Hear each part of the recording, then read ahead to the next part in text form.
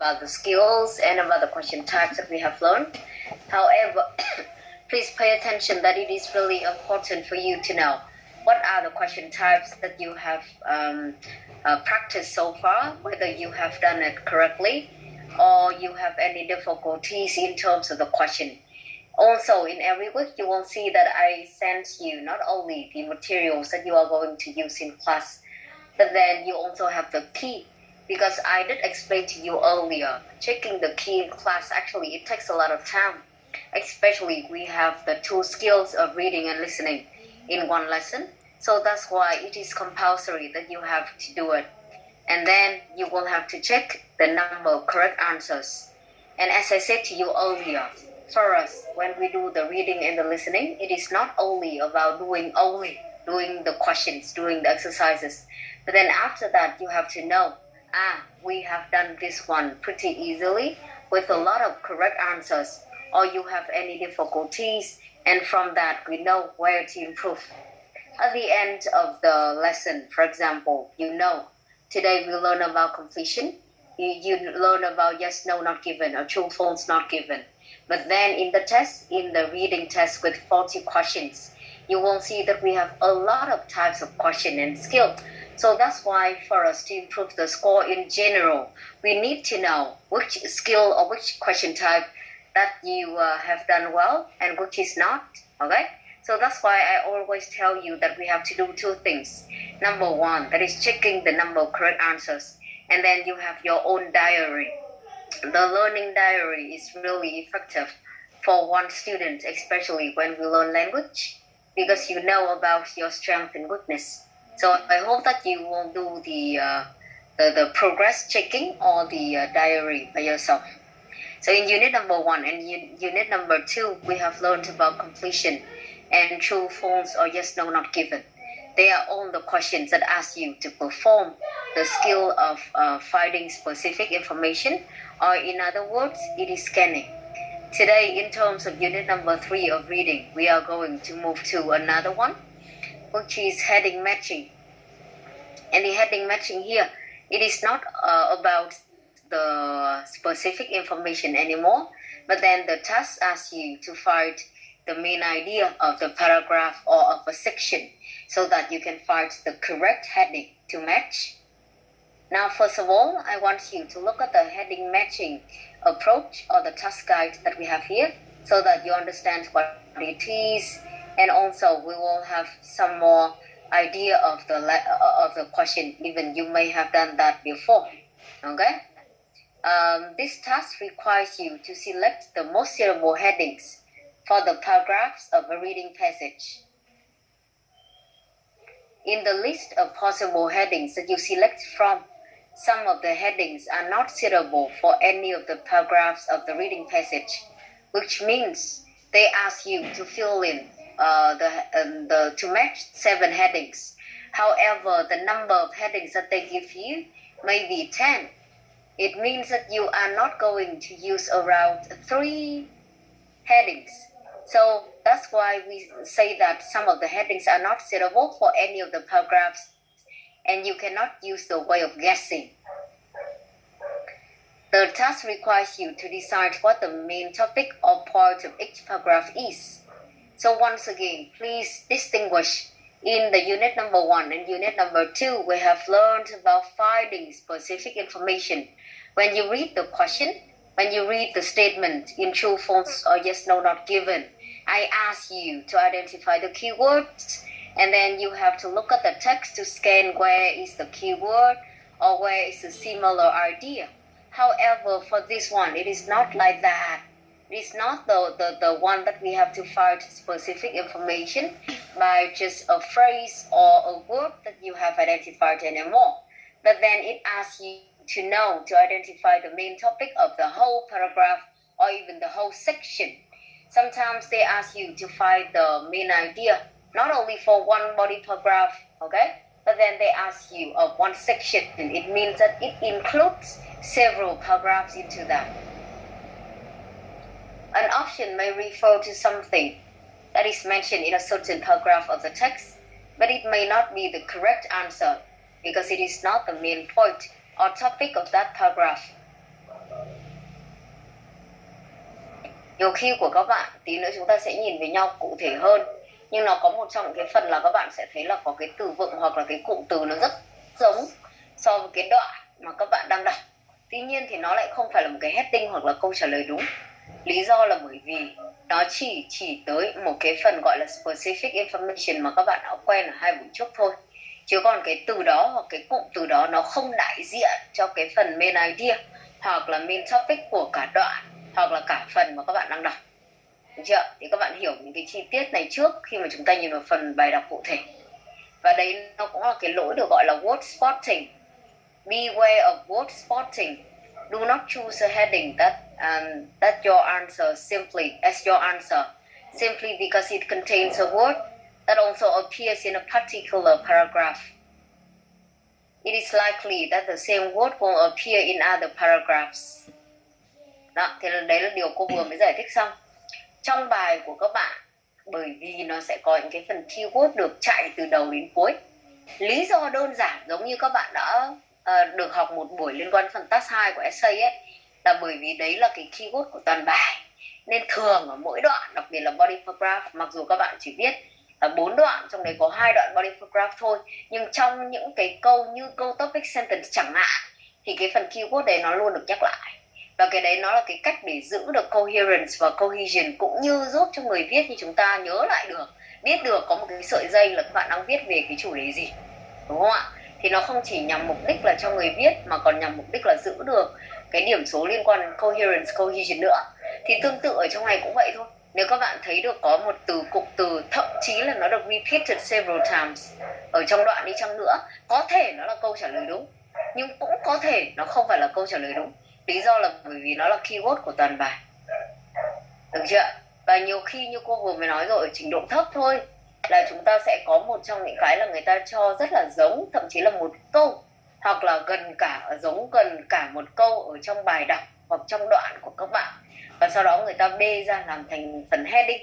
Thì chưa chắc đấy nó lại là một cái heading đúng, vì vừa giải thích với các em vừa nãy rồi, vì nó có thể đơn giản chỉ là một chi tiết ở trong đoạn, nhưng nó không đại diện cho cái phần main idea hoặc là cái main point mà các em sẽ xác định trong đoạn đó hoặc là trong cả một cái phần đó. Vừa nãy thì cô cũng nói đến một điểm là nhiều khi đi thi của các bạn, người ta cho không phải là paragraph A hoặc B, mà người ta gọi tên nó là section A hoặc B.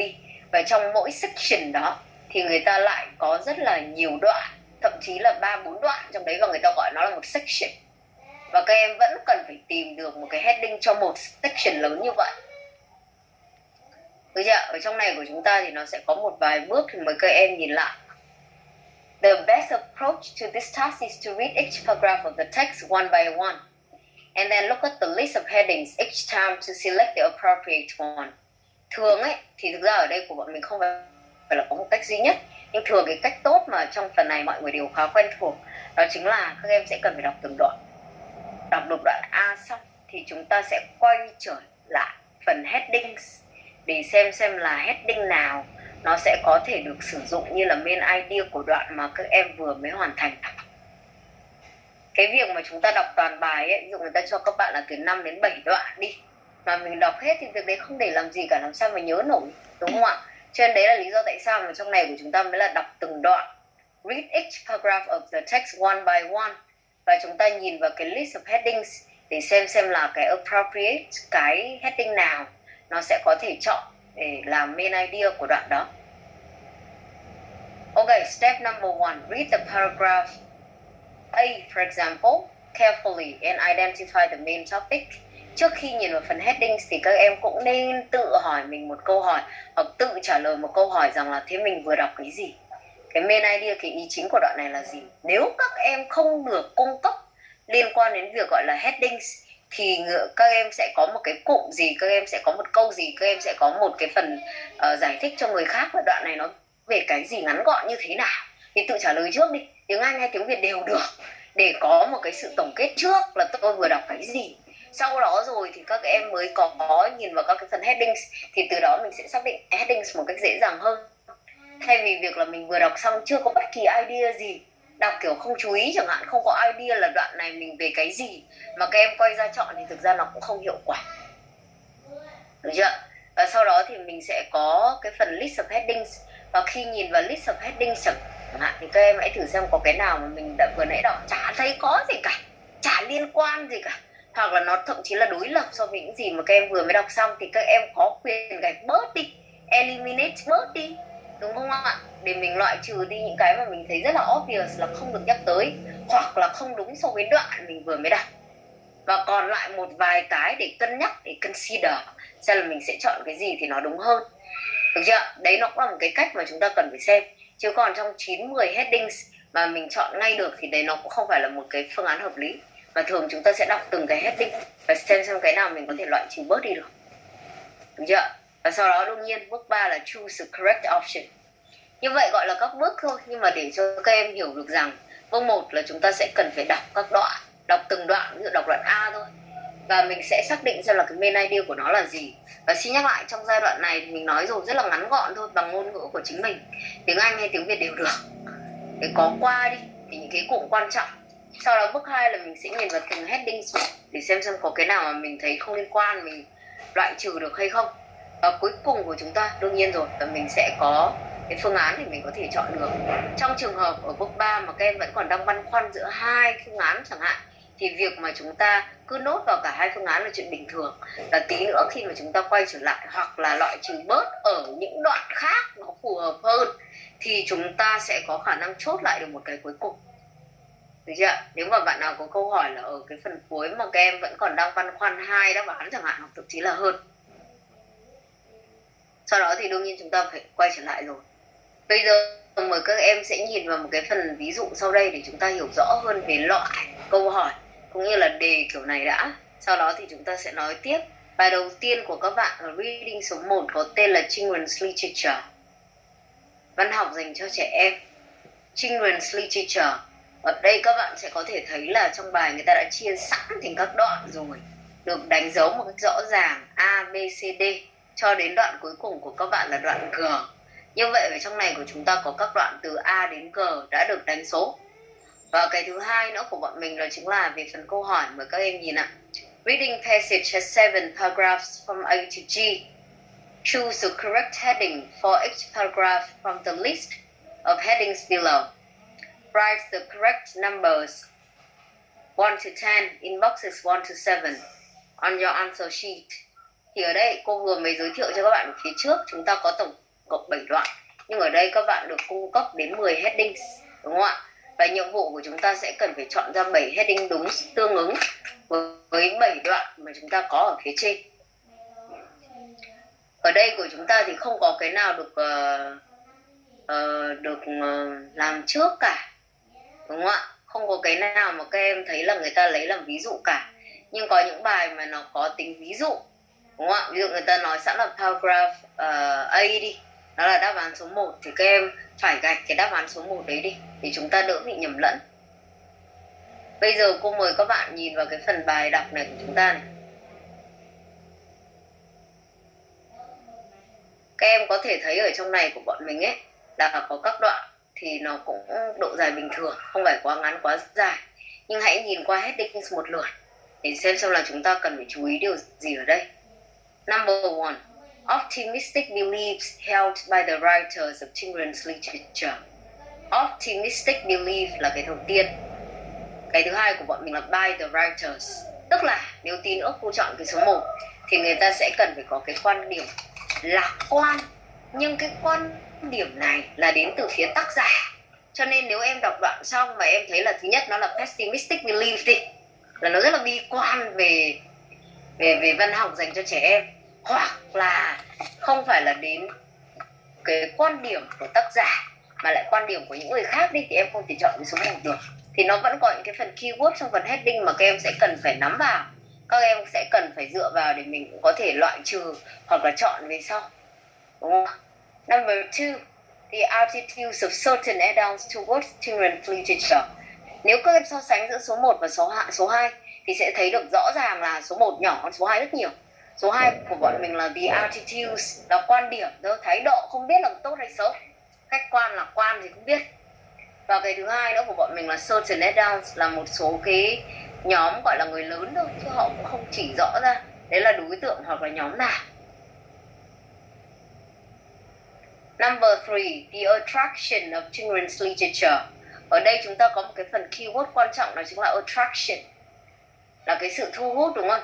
Thì tí nữa ở trong bài các em sẽ cần phải expect được cái gì là có thể liên quan đến những cái tính từ mà nói về việc những cái loại hình văn học dành cho trẻ em này nó là hay, hay là nó là có cái lý do thu hút như thế nào. Thì cái keyword ở trong này là attraction, để mình có cái expect trước. Number 4, a contrast that categorizes a book as children's literature. A contrast, được chưa? Thì tí nữa nếu mà giả sử chọn cái số 4 này thì mình cũng cần phải xem lại, xem ra là ở đây của em thì nó có cái sự đối lập để phân loại một cuốn sách vào nhóm children's literature hay không. Nó không phải là các tiêu chí cụ thể hoặc chung chung, mà ở đây chắc chắn sẽ cần phải có một cái contrast, tức là sách dành cho người lớn thì thế này, trong khi đó đối lập với nó thì sách dành cho trẻ em thì phải thế này, ví dụ như vậy, được chưa? Number 5, a false assumption made about children's literature. False assumption. Assumption is similar to belief, but then here we have a false assumption. It means that it is not true. You think that it is true, but in fact it is not. So that's why we have a false assumption. Học từ luôn đi các em. Ngay từ phần heading mà mình không rõ rồi thì đấy là một trong cái điều rất là khó khăn, cản trở chúng ta có thể chọn một phương án đúng. Number 6, the conventional view of children's literature. Conventional view. It is a traditional view, the standard one. Nghĩa của conventional mà mời bạn nào không biết thì cũng nốt lại, nó có nghĩa là cái quan điểm thông thường, quan điểm từ xưa đến nay mà người ta hay cho là như vậy, được chưa? Thì cô vừa giải thích rồi, cái synonym của nó có thể là traditional, hoặc là kiểu standard, hoặc là cái normal, cái norm, chứ không phải là cái breakthrough, không phải là cái mới mẻ, không phải là một cái quan điểm khác, mà quan điểm hầu hết mọi người đều cho là như vậy, hoặc là từ xưa đến nay người ta hay cho là như thế, thì người ta dùng là conventional view. Number 7, some good and bad features of children's literature. This one is pretty clear. We have good and bad features. Number 8, classifying a book as children's literature. You will see that number 4, we have a contrast that categorizes. And number 8, actually, it is pretty similar when they also talk about categorizing or classifying a book as children's literature. However, this one is broader because we do not have just a contrast, but then maybe they have different criteria, different standards to classify. So pay attention to number 4 and number 8 that we have here. Number 9, the treatment of various themes in children's literature. Số 9 của chúng ta thì có một vài cái keyword liên quan đến việc là có các cái themes khác nhau và cách giải quyết của họ. Treatment of various themes, đúng không?